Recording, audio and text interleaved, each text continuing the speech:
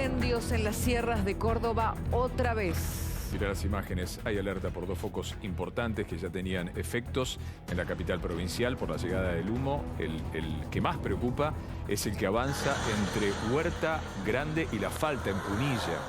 El trabajo que llevan adelante los bomberos es el enfriamiento de la zona. Donde yo estoy pisando con mi compañero Marcelo Mangiuca, ya está todo absolutamente quemado, pero claro, han quedado los troncos de los arbustos, de los espinillos. Si yo arrimo la mano, todo esto está caliente.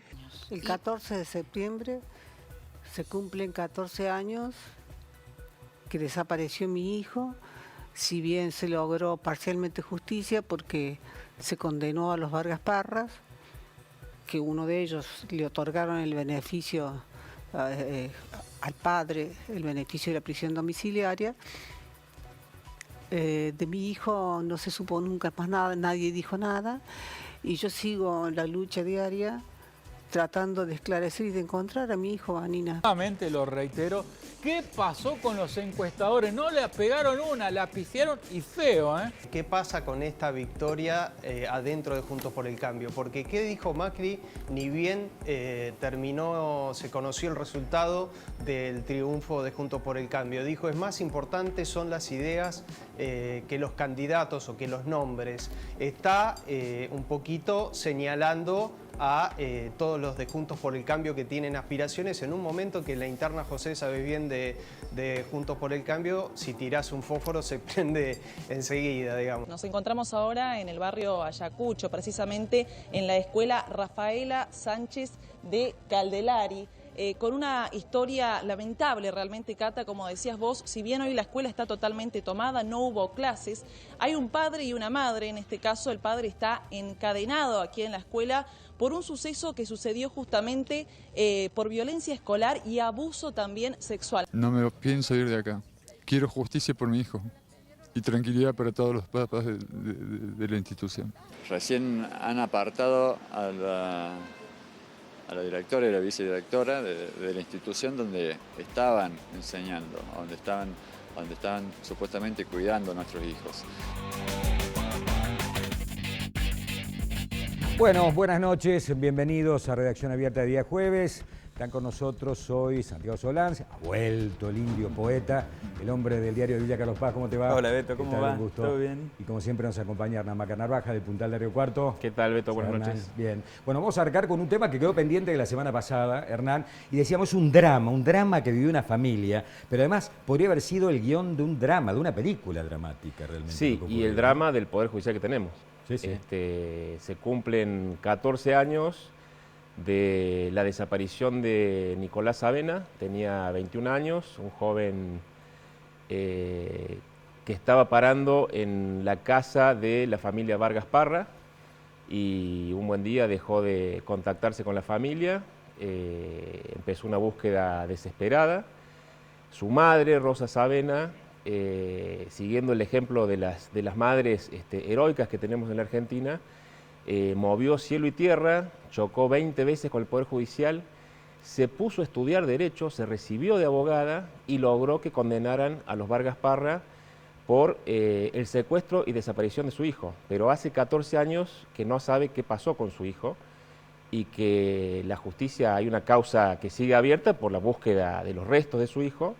Y bueno, no tiene más que sinsabores y fiscales que pasan, ella los termina acusando. Hubo un juicio político frustrado contra uno de los fiscales. Por secuestro y desaparición. Por secuestro y desaparición se logró llevar a esta gente a la justicia y a un tribunal y se los condenó. Lo que no se sabe es qué hicieron con Nicolás y dónde están sus restos para que su madre pueda darle cristiana sepultura, ¿no? Ese es el drama que se está viviendo y que ahora se reactualizó a una semana de este tremendo aniversario porque el juez de ejecución penal de Río Cuarto, el doctor Echenique Esteve, le concedió hace un tiempo la prisión domiciliaria a Vargas Parra, el jefe de este clan. Sí. Y bueno, fue tan absurda la situación que nadie sabía dónde estaba y Vargas Parra se terminó entregando solo, si no estaba cumpliendo la prisión domiciliaria, aduciendo que extrañaba a sus hijos y quería volver a la cárcel. ¿Este clan se dedicaba a qué? Estaban muy vinculados con el tráfico de estupefacientes, con la droga, digamos. Eso en la ciudad de Río Cuarto. En la ciudad de Río Cuarto, sí, sí, sí. Es más, en algún momento avanzó más la justicia federal a través de esa pista que la propia justicia provincial, que en Río Cuarto, todos sabemos, es un desastre. Bien, en un ratito estamos esperando a ver si podemos conseguir el testimonio de la madre en vivo y en directo, porque es importante, es increíble, ¿no?, que desde el llano haya peleado y que no haya encontrado voces que realmente atiendan su reclamo y se haya tenido que poner a estudiar derecho y después, a través de sus saberes, poder lograr la condena de esta gente, ¿no? Lograr la condena de esta gente y además lograr la condena de toda la cadena de encubrimiento que hubo. El comisario Oyarzábal terminó admitiendo a principios de este año su culpa en un juicio abreviado, porque cada vez que allanaban la casa de los Vargas Parra, la policía de Río Cuarto les avisaba, y bueno, cuando iban a allanar obviamente no encontraban nada. La tenemos a Rosa Savena, vía Zoom desde Río Cuarto. Rosa, buenas noches. Buenas noches, ¿cómo le va? ¿Cómo te va? Bueno, estábamos justamente contando con Hernán Vaca Narvaja, un poco nos estaba contando esta tremenda historia, ¿no?, de que no hayas encontrado ningún tipo de mensaje claro con tu búsqueda desesperada de tu hijo y que te hayas tenido que poner a estudiar derecho para poder encontrar, y después a través de tus saberes, la posibilidad de condenar a las personas que fueron responsables, ¿no? Sí, lamentablemente cuando ocurrió lo de mi hijo en el año 2008, me topé primero con que no me quisieron tomar una denuncia. Pasó una semana importantísima, donde sabemos que los primeros días en una desaparición son más que importantes, son fundamentales para poder recabar pruebas de lo que sucedió con la persona. Y después llegaron a los Vargas Parras a través de lo que yo investigué durante toda esa semana, de datos que me fueron aportando los amigos, conocidos, y una chica que me decía que estaba en la casa de un tal Negrito Vargas, el hijo del Pepe Vargas, y yo, para mí era como si me dijera Rodríguez, porque no tenía ni idea quién era Pepe Vargas, y esos datos se los proporcioné yo a la policía el día 19 de septiembre del 2008. Y solamente me tomaron una exposición policial, no me tomaron la denuncia. Y el día 21 yo me fui y me quedé instalada en la policía toda la tarde hasta altas horas de la noche. Lloraba y suplicaba, porque cuando me dijeron quiénes eran esos famosos Vargas y que mi hijo pudiera estar en ese lugar con esa gente, no entendía nada, no sabía qué había sucedido, cómo mi hijo estaba con esa gente. La verdad que fue algo tremendo. Y bueno, igualmente se negaban a tomarme la denuncia, incluso me maltrataban. Uno de ellos, un secretario que ahora se encuentra en una fiscalía, me retaba y me decía que dejara de llorar y que me fuera a mi casa, que los adolescentes tienen esa costumbre, que no les importa nada. Entonces yo le dije que mi hijo no era así, porque Nicolás tenía un retraso madurativo y estaba tomando una medicación neurológica, y eso también le afectaba a su salud, sus decisiones y demás. Y como no conseguí que me tomaran la denuncia, a esas horas, altas horas de la noche, logré conseguir un abogado un día domingo, y recién ahí pude radicar la denuncia.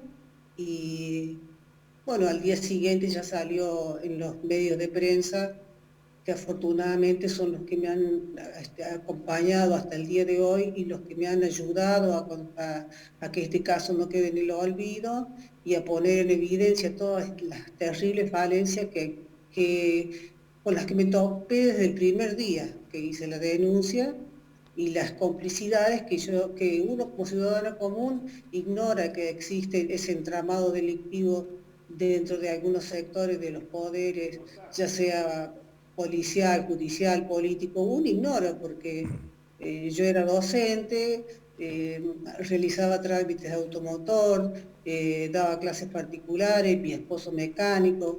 Yo en esa época estaba tratando de cumplir mi sueño, siempre quise ser contadora pública. Mira, y estaba cursando ya algunas materias de segundo año de la carrera de contador público, y bueno, y nos pasa este horror.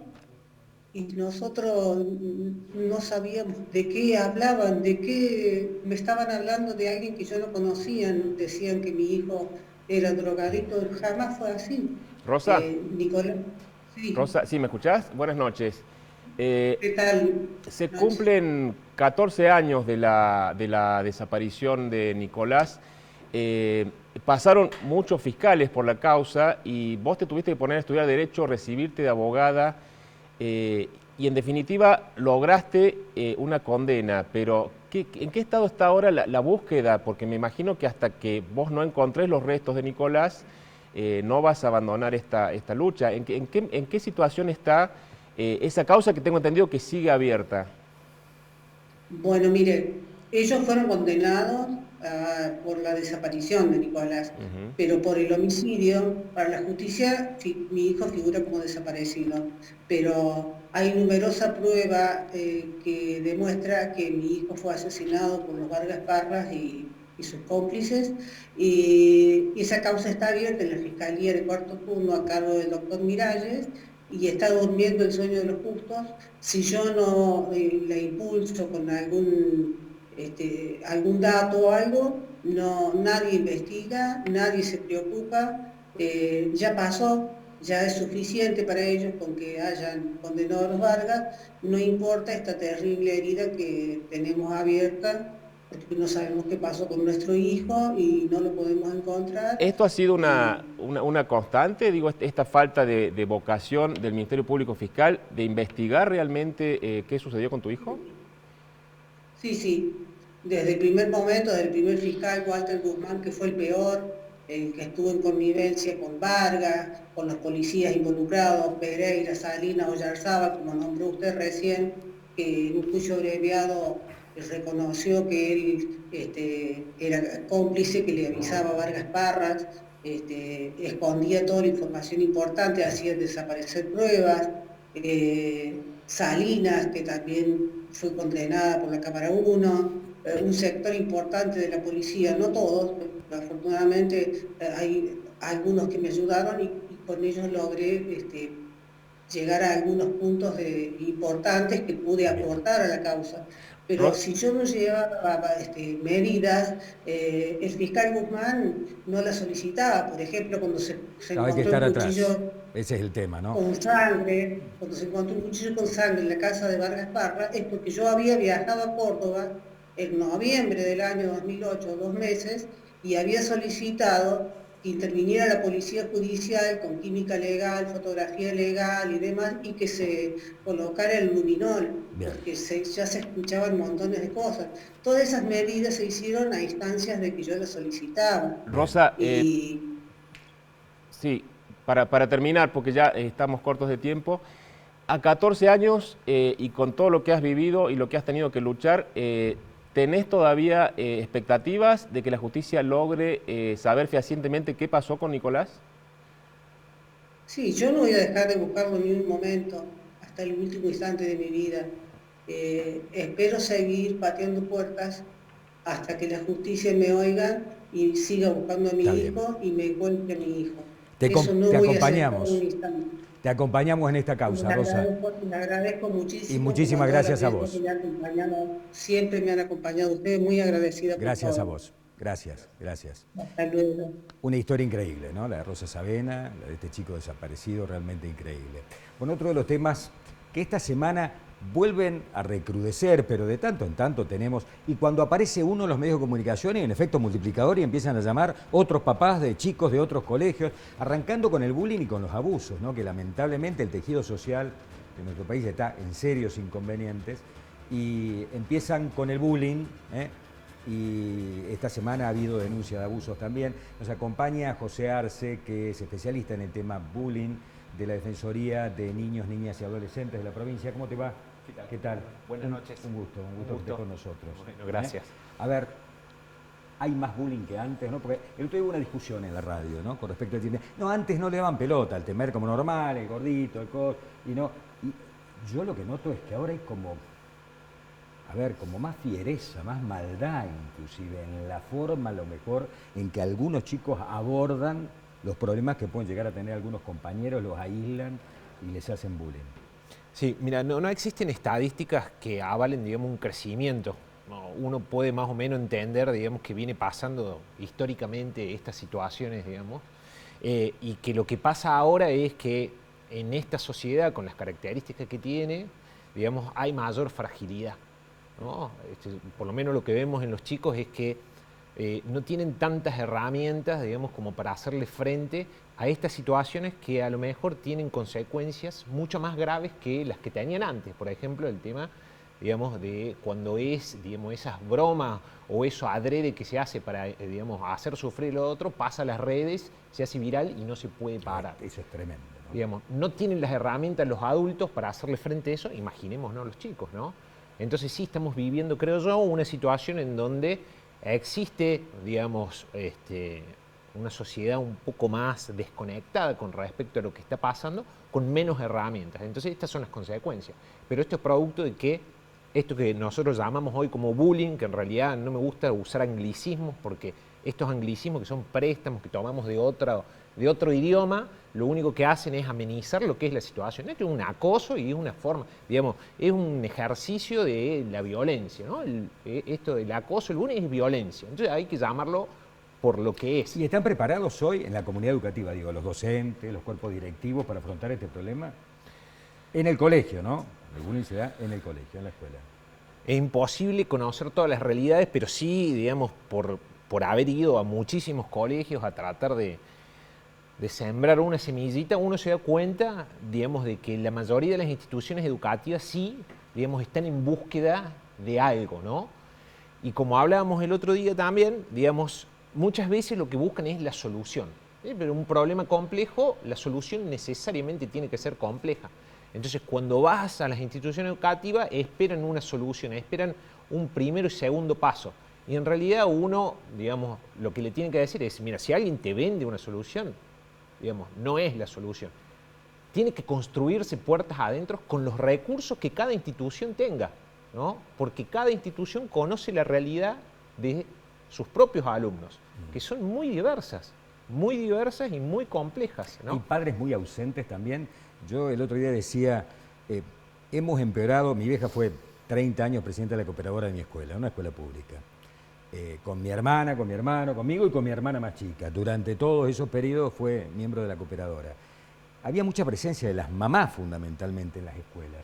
Y hoy se han transformado en un depósito de chicos, las escuelas donde los padres se tienen que ir a laburar, dejan al pibe, se olvidan, si es doble turno mejor. Y el otro día hablamos también de la soledad de los chicos, ¿no? Sí. El chico que está mucho tiempo solo en la casa también, ¿no? Las cosas malas pasan cuando hay soledad.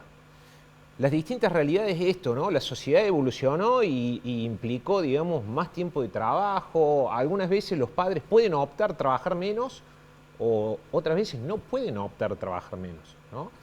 Entonces, mira, el otro día leía una nota que me quedó grabada y decía, existe un puente roto entre los adultos, digamos, y los chicos. Puente que hay que, digamos, existe un puente roto, eso decía el titular, ¿no?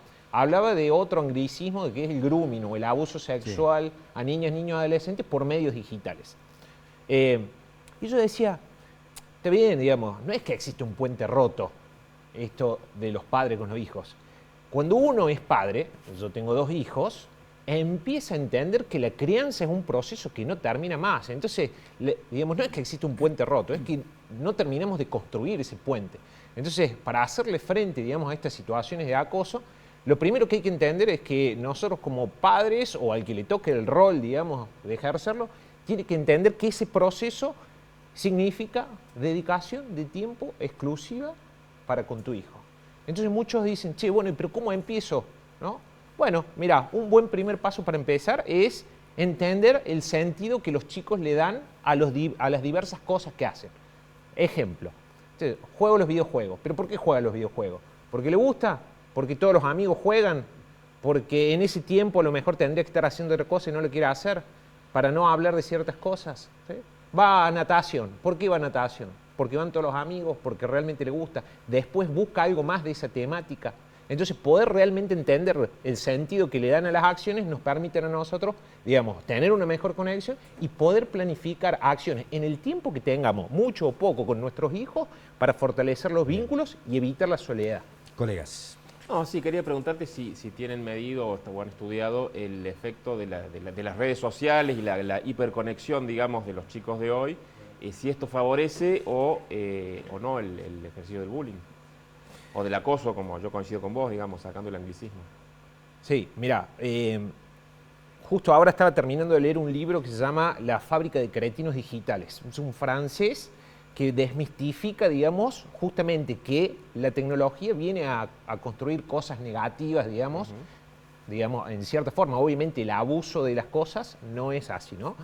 En el abuso sí, digamos, se pueden ver estas consecuencias negativas, pero el uso de las tecnologías en sí, lo único que han permitido hasta ahora es que las consecuencias sean más negativas que antes. Y vuelve a ser lo mismo, son más negativas que antes, y los padres y los chicos y las instituciones carecen todavía de recursos, digamos, como para hacerle frente. ¿Pero por qué? Pues somos la primera generación de padres docentes que está pasando por todo esto. Sí, claro. Entonces, tenemos que entender que le tenemos que dedicar tiempo como comunidad a entender que este problema lo tenemos que enfrentar entre todos. Y ya no es más colegio, familia. Hay que involucrar otros actores para hacerle frente. Ya es imposible, digamos, que una institución educativa pueda dar una solución, digamos, puertas adentro o con una conversación con la familia de los involucrados. Hay muchos casos de... Es un tema adulto, sí. Yo coincido con vos, plenamente. Es más, hoy los papás son los primeros en darle el teléfono al chico para que dejen de joder, digamos. Tomá, dame el teléfono, toma el teléfono. 2 años, 3 años. Con los jueguitos, horas.